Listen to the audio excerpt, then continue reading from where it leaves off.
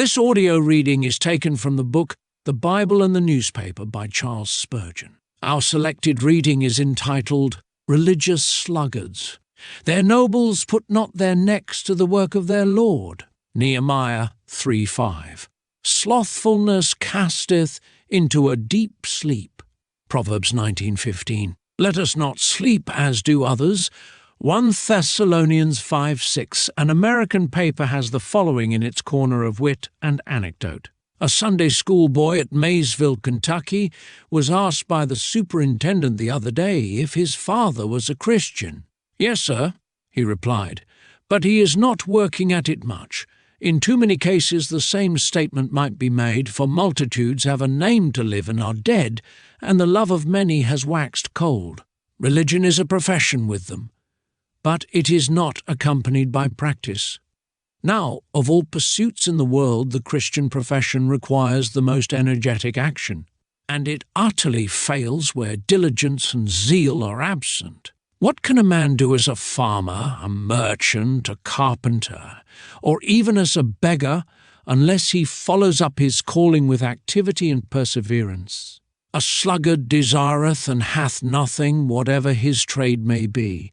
What then can he hope to win who calls himself a Christian, and neither learns of Christ as his teacher, nor follows him as his master, nor serves him as his prince? Salvation is not by works, but it is salvation from idleness. We are not saved because we are earnest, but he who is not earnest has great reason to question whether he is saved. Do you know a Christian who never attends weekday services and only comes to public worship once on the Sunday? He is not working at it much.